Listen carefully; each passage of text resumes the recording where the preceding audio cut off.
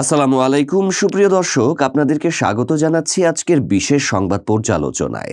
প্রথমেই যে খবরটি নিয়ে আলোচনা করব সেটি দেশের ক্রীড়াঙ্গন এবং পুঁজিবাজার উভয় ক্ষেত্রেই ব্যাপক আলোড়ন সৃষ্টি করেছে। পুঁজিবাজারে তালিকাভুক্ত company Sonali paper and board mills লিমিটেডের শেয়ারের দাম কৃত্রিমভাবে প্রভাবিত করার মতো গুরুতর অভিযোগে অভিযুক্ত হয়েছেন বাংলাদেশ ক্রিকেটের অন্যতম উজ্জ্বল নক্ষত্র বিশ্বসেরা অলরাউন্ডার সাকিব আল হাসান।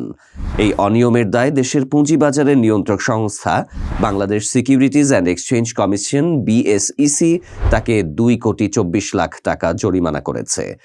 আজ বৃহস্পতিবার 15 মে 2025 BSEC সূত্রে এই চাঞ্চল্যকর তথ্য আমাদের হাতে এসেছে।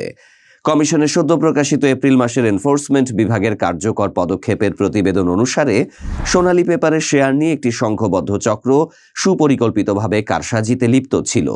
এই চক্রে সাকিব আল হাসান সহ মোট 13টি ব্যক্তি ও প্রতিষ্ঠান জড়িত বলে চিহ্নিত করা হয়েছে।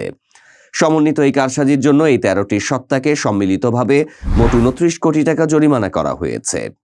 আসুন জেনে নেওয়া যাক ঠিক কি ঘটেছিল। জানা যায় এই কারসাজিতে মূলত দুটি ধাপে হয়েছে। প্রথম পর্যায়ে অভিযুক্তরা একে অপরের সাথে যোগসাজশে সোনালী পেপারের শেয়ার বিপুল পরিমাণে ক্রয় করে বাজারে কৃত্রিম চাহিদা তৈরি করে। এর ফলে শেয়ারটির দাম অস্বাভাবিকভাবে বাড়তে থাকে। দ্বিতীয় পর্যায়ে যখন শেয়ারের দাম একটি কাঙ্ক্ষিত উচ্চতায় পৌঁছায় তখন এই চক্রটি তাদের হাতে থাকা শেয়ারগুলো সাধারণ বিনিয়োগকারীদের কাছে উচ্চ মূল্যে বিক্রি করে বিপুল মুনাফা হাতিয়ে নেয়। Sonali paper and board mills limited কাগজ ও বোর্ড উৎপাদনকারী একটি প্রতিষ্ঠান যা ঢাকা ও চট্টগ্রাম স্টক এক্সচেঞ্জে তালিকাভুক্ত।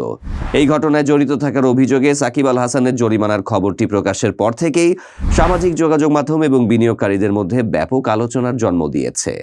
বাজার বিশ্লেষকরা বলছেন, এ ধরনের দৃষ্টান্তমূলক শাস্তি ভবিষ্যতে অন্যদেরকে শেয়ার কারসাজির মতো অবৈধ কর্মকাণ্ড থেকে বিরত থাকতে উৎসাহিত করবে এবং পুঁজিবাজারের প্রতি বিনিয়োগকারীদের আস্থা আরও দৃঢ় করবে।